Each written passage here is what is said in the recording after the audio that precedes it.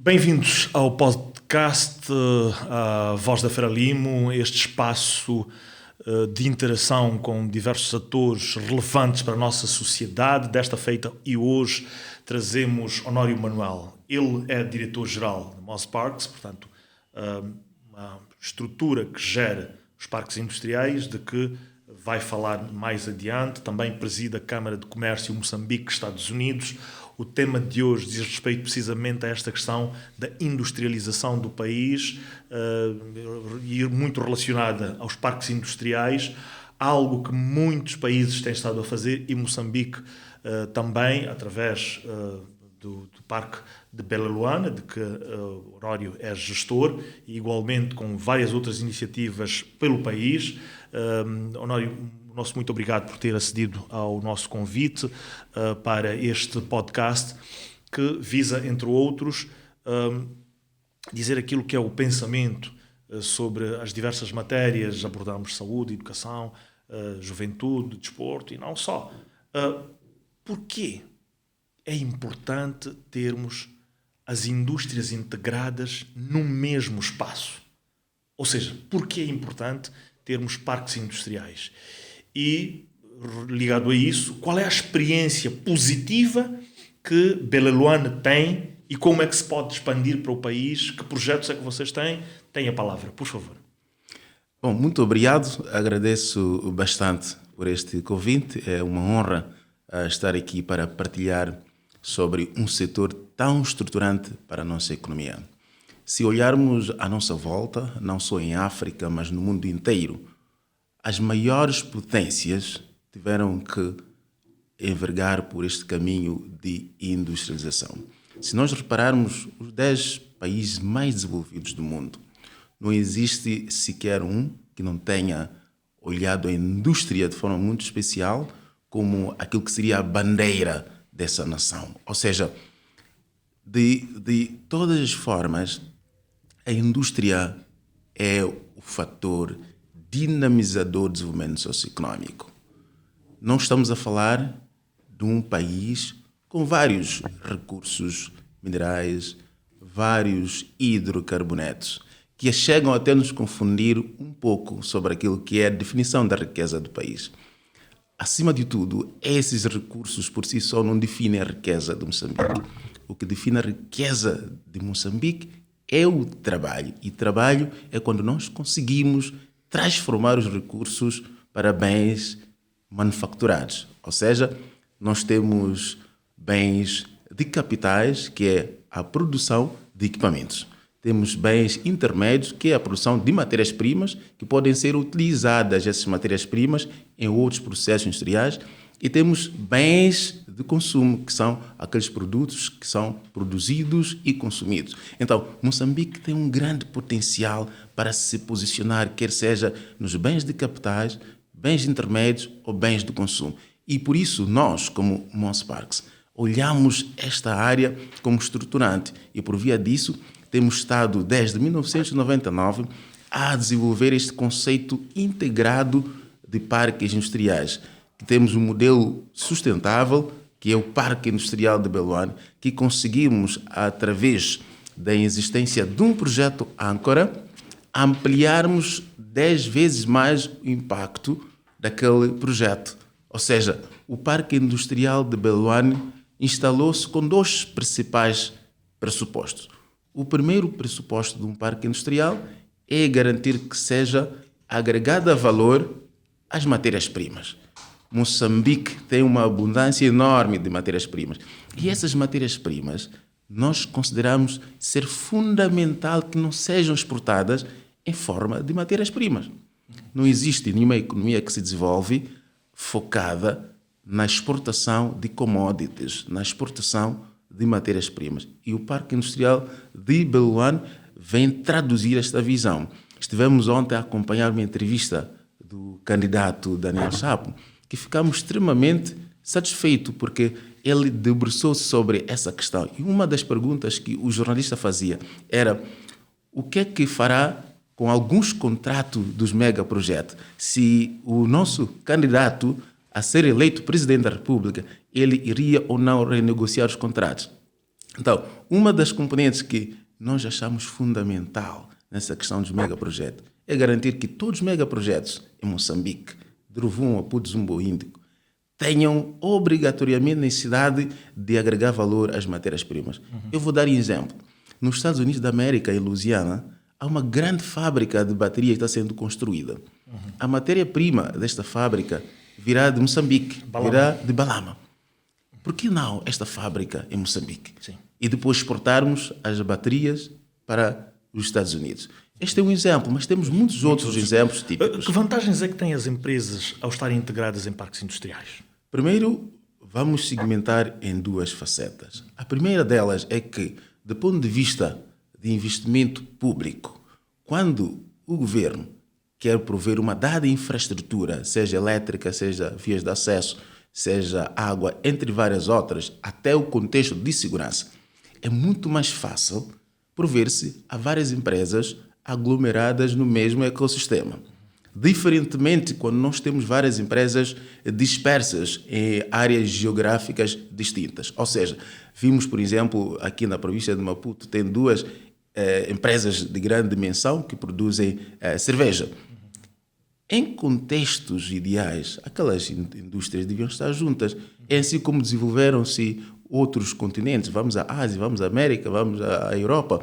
Toda a indústria ou todo segmento de negócio chamam de cluster, desenvolve-se em cluster. Então, uma das vantagens que podemos aqui mencionar é que, ao criar parques industriais, estamos a garantir que haja sustentabilidade, tanto do ponto de vista de investimento público. O Estado, o governo, investe numa sua infraestrutura para um número elevado de empresas ao mesmo tempo. E aí surgem outras componentes. Por exemplo, economias de escala. Já não se faz coisas isoladas, mas sim de forma integrada. Por exemplo, a Coca-Cola, passo toda a publicidade, Águas da Namacha, cervejas de Moçambique, Heineken, ao não integrar todas elas, existem perdas. Ou seja, ganhariam mais estando integradas do que dispersas. Seria isso? Primeiro, sim, haveria de haver mais ganhos, porque quando a gente fala de economia de escala, está a contemplar vários outros aspectos que se podem partilhar e, desta forma, poderia reduzir até os custos de investimento. Vamos dar um exemplo específico. Há uma indústria, para não passar a publicidade, teve que construir uma linha de transmissão de energia de 5 km, porque ela foi se isolar.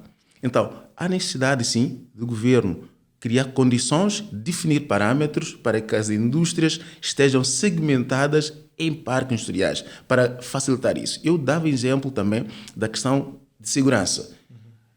Essas duas empresas cervejeiras que eu mencionei, vamos encontrar que, de um lado, tem que se garantir segurança, e quem garante a segurança é o Estado moçambicano. Mas imagine que essas indústrias estivessem todas no mesmo local.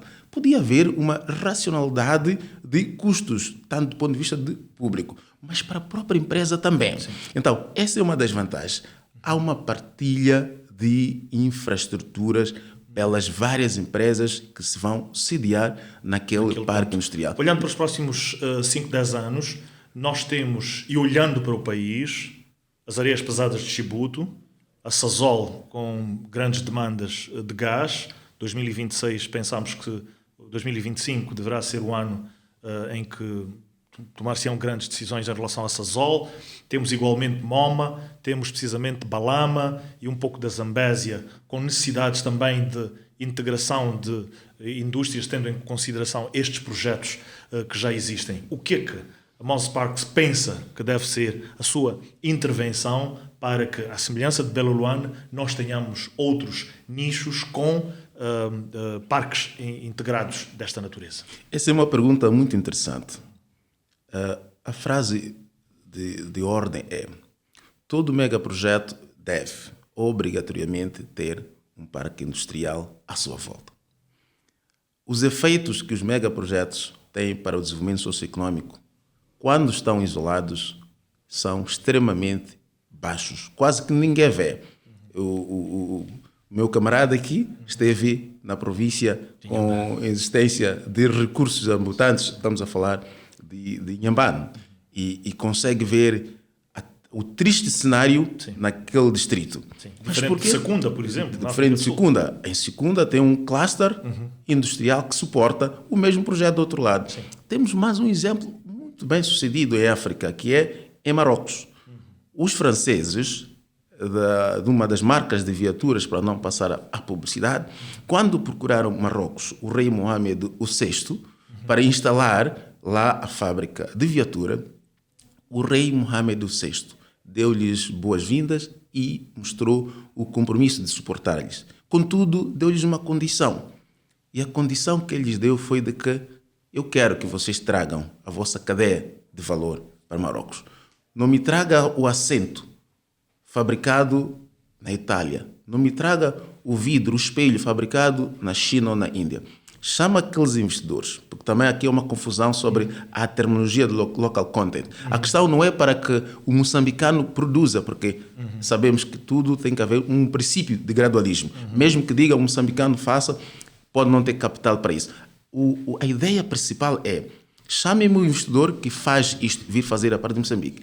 Esta indústria automóvel em Marrocos, hoje, conseguiu gerar mais de 90 mil postos de trabalho, só com a cadeia de valor. E a indústria em si, de viaturas, só tem 1.000 trabalhadores. O que quer dizer?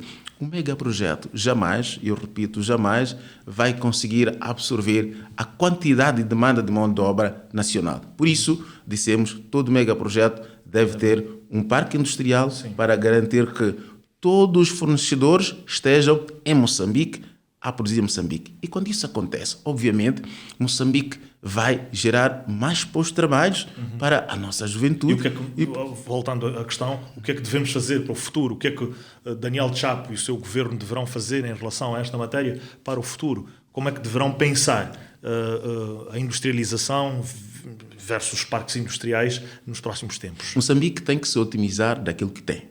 O que é que tem? Moçambique tem recursos minerais, tem hidrocarbonetos.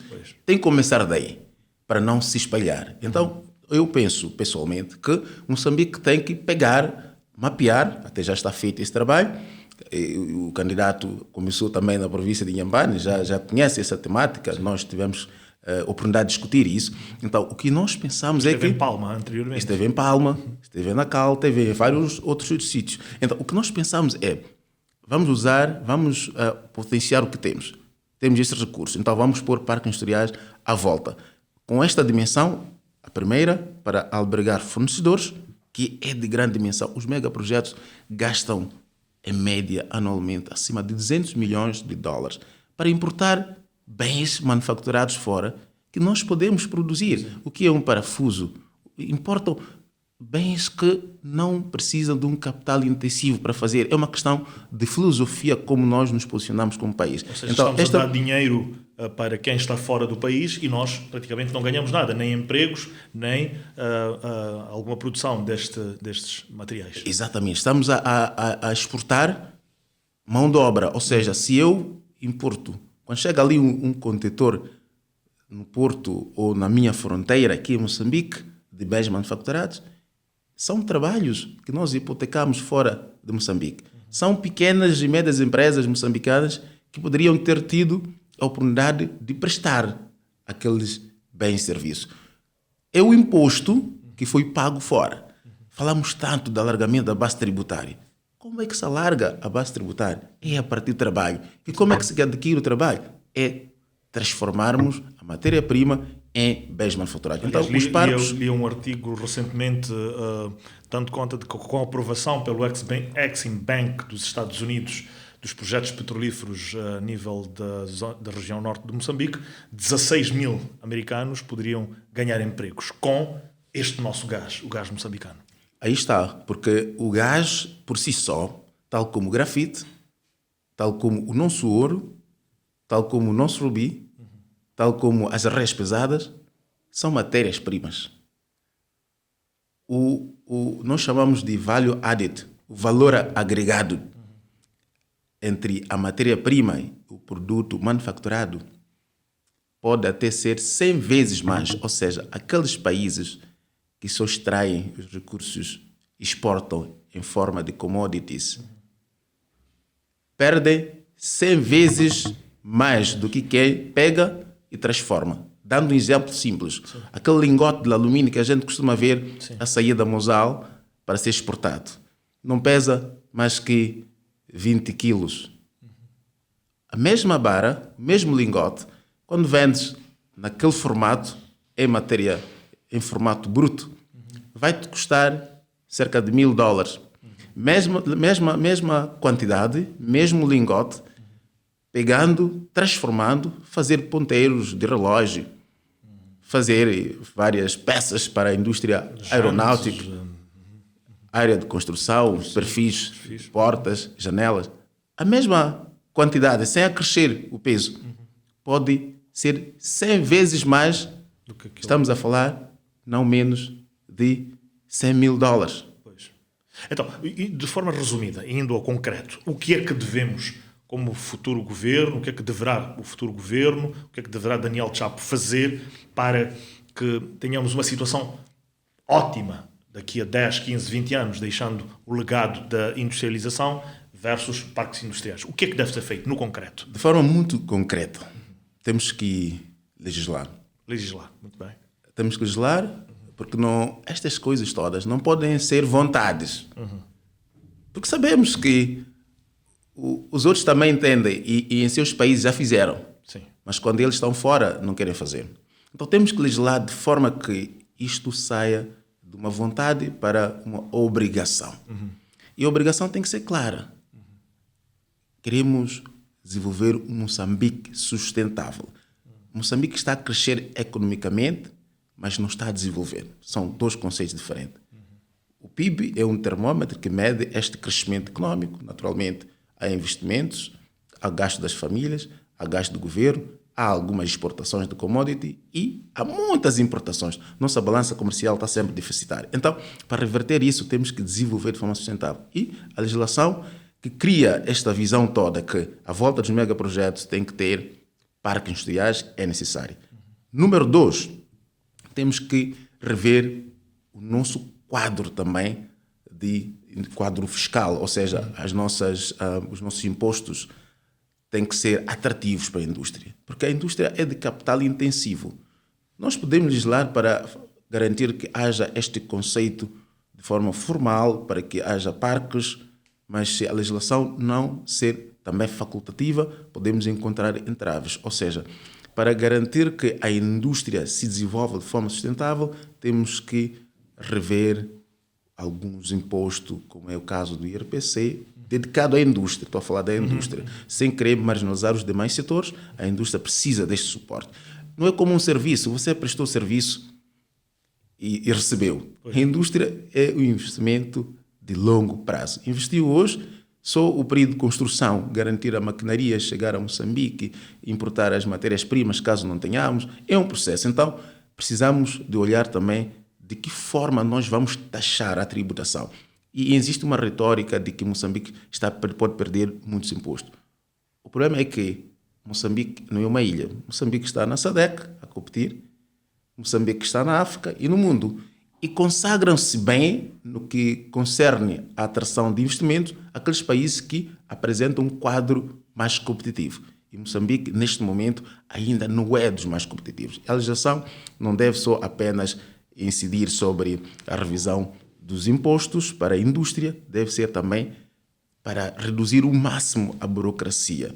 Porque imagine que você vai buscar um financiamento bancário durante, vamos dizer, 5 meses, 6 meses, está ainda a registrar uma empresa.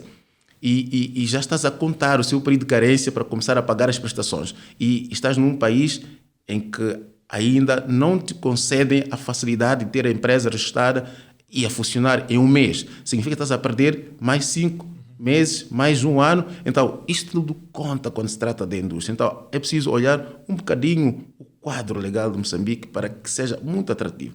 E podemos aqui crer. Uma coisa é verdade, Moçambique, com seu potencial, esse potencial existe já há anos, mas por que é que não está a dar o salto qualitativo? Exatamente porque há ferramentas que temos que tocar, temos que facilitar. foi iniciado aqui neste presente ciclo de governação algumas medidas encorajadoras. É verdade, tem que se fazer muito mais. O pacote da aceleração econômica, também estive a ler o manifesto do candidato, está lá, e é bom que, de facto, se entenda isso como não um programa de um ciclo governamental, mas que seja uma visão de longo prazo. E continuar, são 28 países que estão isentos de entrada em Moçambique, com visto de entrada nas fronteiras ou nos aeroportos. É preciso aumentar mais estes países, para que o investidor, ao pensar em Moçambique, não pense em dificuldades. Mas também este é um lado, o lado de atrair o investidor para Moçambique. Existe outro lado que temos, digamos, marginalizado um bocadinho, que nós chamamos de aftercare. Quando o investidor está em Moçambique, como é que nós tratamos ele? Sim, exato. E este é um dos lados mais importantes, porque se eu sou investidor, seja da Ásia, da América, Europa, se eu quero ir a Moçambique, eu vou perguntar quem está lá. Eu vou perguntar como é que te tratam em Moçambique. Eu posso ter concedido facilidades para a entrada do investidor, mas se eu começo já a criar dificuldades quando ele já tem a operação em Moçambique, ele vai passar essa palavra de que em Moçambique ainda há dificuldades. Daí que eu quero também aqui ressaltar o aftercare. Precisamos controlar as inspeções, regular as inspeções. Não pode ser que qualquer um que entende que tem autoridade Regularmente vai a uma empresa fazer o quê? Excessiva burocracia. E em todos os setores, o investidor, para ter um visto de uma permissão de trabalho, tem dificuldades, mas ele já pôs o dinheiro aqui. Então, o desenvolvimento se faz de forma integrada. São vários setores que têm que ser integrados. E uma coisa também que é importante, que eu queria, de facto, partilhar aqui, nesse contexto de aftercare, como é que nós tomamos conta do investidor, é a componente da relação interministerial. Se eu sou investidor, por exemplo, da área do turismo, eu vou ao Ministério da Cultura e Turismo. Contudo, eu quero terra. Eu depois tenho que ir ao Ministério da Terra. E eu quero outras licenças, eu quero uma permissão de trabalho, eu tenho que ir ao Ministério do Interior. Pois. Não funciona. Então, esta integração... Não funciona. Sim. Isso não é para o investidor. Pois. Isto é para o país absorver e encontrar solução. O investidor quer aquilo que nós chamamos de one-stop shop. Eu vou ter consigo, você me dá a solução. Então, eu preciso encontrar um mecanismo. Muitos países já fizeram isso. Eu não preciso ir a 3, 4, 5 ministérios. Fazer o quê? Eu não preciso ir fazer isso. Este não é o trabalho do investidor. Não é trabalho. O investidor quer trazer dinheiro, quer criar postos de trabalho, quer alargar a base tributária através de contribuição fiscal. Sim. Para Moçambique. Não é para ir falar com 5, 6 ministros. Não é isso. É preciso encontrar uma forma racional de integrar isso através disso, chamam de baú, one-stop shop. Mas um baú funcional, que tenha poder. Porque muitas vezes nós temos um baú, mas o baú aqui é mais para encaminhar. Pois. Ou seja, a pessoa absorve e depois tem que encaminhar para a instituição X. E se você faz seguimento para saber como é que está o processo, ele diz, eu estou à espera do Ministério X. E não há facilitação de todo o processo e há esta burocracia. Honório, lamentavelmente o nosso tempo é muito curto, não podemos prosseguir para mais, mas ficaram essencialmente as ideias daquilo que deverá ser feito no futuro e daquilo que tem estado a ser feito agora. Queremos agradecer a vossa presença aqui connosco neste podcast, A Voz da Frelimo, e parabenizar pelo facto de até o Malawi ter reconhecido a vossa experiência da Moz Parks e a outros países que têm estado a visitar através dos seus mais altos dignatários os vossos serviços. Lemos recentemente esta notícia, parabenizar por isso e desejar muitos sucessos. Alimentem sempre, seja o candidato, seja o governo que for criado, para que tenhamos estas experiências, não só de Marrocos, como vários outros países. A China tem muitas experiências neste sentido, entre outros países. É sempre bom estar consigo. Até uma próxima ocasião e muito obrigado. Obrigado. Muito bem. Ficamos por aqui no que esta edição diz respeito. Haveria muito mais por falar, mas lamentavelmente não temos tempo. Agradecemos igualmente a sua simpatia, o facto de ter estado connosco durante estes minutos. Muito obrigado.